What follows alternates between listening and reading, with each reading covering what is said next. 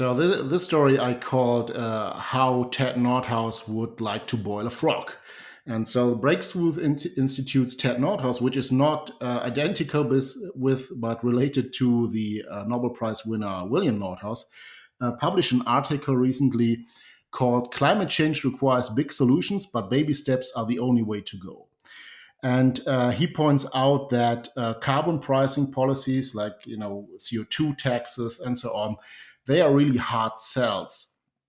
And approaches like the Green New Deal are less effective, and a lot of economists uh, don't like these sort of picking winners and losers policies, like mentioned in the Green New Deal, and because they are economically inefficient. And so he correctly finds, and this is a quote from the article, government subsidies typically make economists pull their hair out. They encourage rent seeking and require policymakers with imperfect knowledge to make decisions about which technologies to champion. And it's true, from synthetic fuels to biofuels, cylinder solar cells to plutonium breeder reactors, governments have bet on plenty of energy technology losers.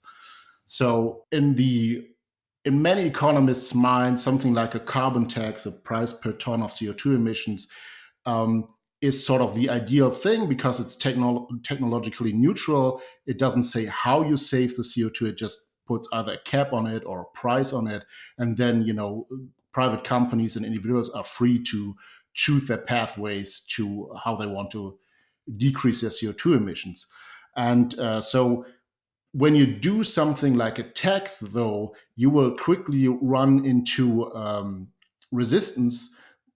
And he mentioned the French Yellow Vest protest, which was over fuel price increases after such a tax in France, and that is politically untenable, he says. And France had to pull off this particular tax because there were so many demonstrations and actually riots in the streets of Paris.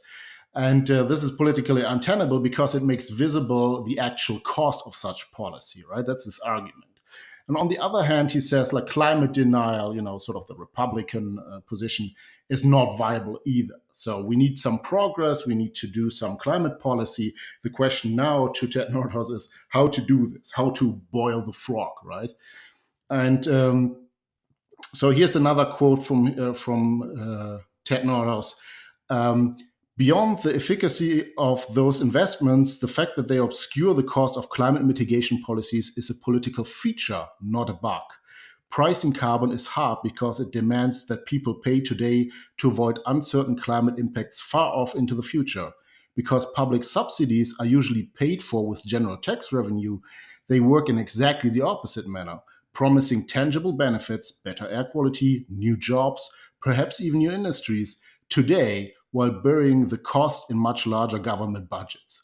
So his basic argument is essentially, okay, the citizenry is not the sovereign, it's just a bunch of, I would call, idiots, and they need to be pushed in the right direction with sort of this Machiavellian, nefarious political schemes where they don't actually know what they are going to pay for and how what the hardship of a certain policy will be. So it's not that the citizen should, make up his mind about what's actually the trade-off. What am I buying? Is this worth it? Are the impacts worse than the tax, or is the tax worse than the impact? So he sort of argues that, oh, we should obscure that from the general public. We shouldn't discuss this. We should just make small little steps like this frog in the boiling pot, in the pot with boiling water. If you just throw him in a pot of water that's already boiling, he might jump out and not get where you need him to get.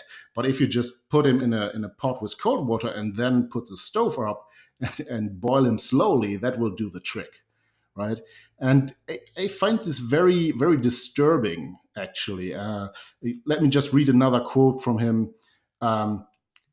Ultimately, the choice we face is between some action and no action. Neither economists dream of rationalizing environmental policy through the power and efficiency of markets, nor progressive environmentalists' hopes of heroic state-led mobilization to save the planet are likely to do much to address the problem. So, and here you can sort of see the fallacy, right? So he says, well, it's either doing something or doing nothing. These are the binary options, which is not true, by the way. We can do, a half measure at least. And then he says, well, we need to do something that's already fixed in. But even if we assume, okay, we have decided that we need to do something on the climate threat, and the only thing to do so is a CO2 emission reduction, even then the question would be, at least, how much do we need to reduce it? Like, what's the target temperature level and subsequently the CO2 level that we want, right? So it's not a zero or one, a binary decision, action or no action. And it's, you need some precision in thinking. And for that, you would actually need transparency, in my view. You need to make very clear what is the cost of the policy proposed, what is the cost of the Green New Deal, right? If it's just an obscure piece of legislation, which the actual Green New Deal introduced in the House of Representatives in the United States, if we just look at that, it's just an obscure, vague thing that will probably be very harmful and costly, but we don't actually know. And Ted Nordhaus, he actually advocates, oh yeah, it should be even more obscure. People shouldn't even notice it until it's too late and they are, in the position where we need them. It's sort of this power elite decides, and then they just need to trick the citizen into complying.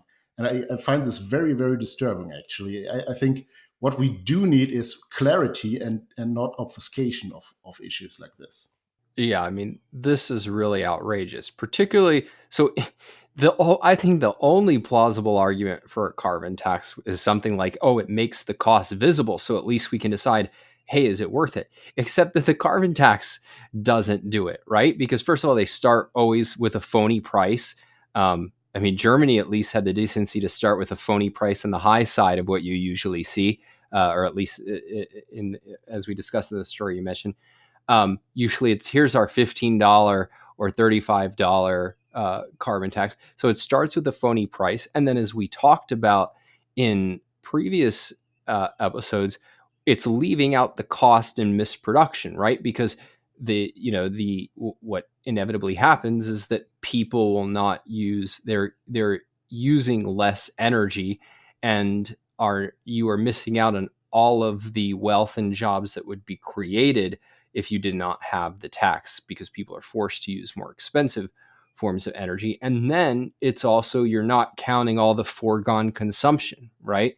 Like, how many people, because of more expensive energy, are not doing things that would have really added to their life, like, taking a family vacation to visit the grandparents, or, the thousands of other things that they would otherwise be doing.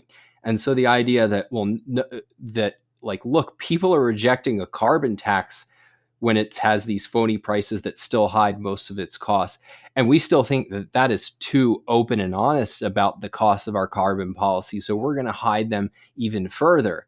Like, that is so outrageous, and shows a real contempt for people's right to judge for themselves. Like, do I think that the price that is going to be imposed on me to solve this speculative harms that are going to occur, when I'm probably dead, like, that is not what you do in a free country. Like, that is, but the mentality is, like, as you said, we know what's best. And so the only question is not how do we persuade people, it's how do we dupe people.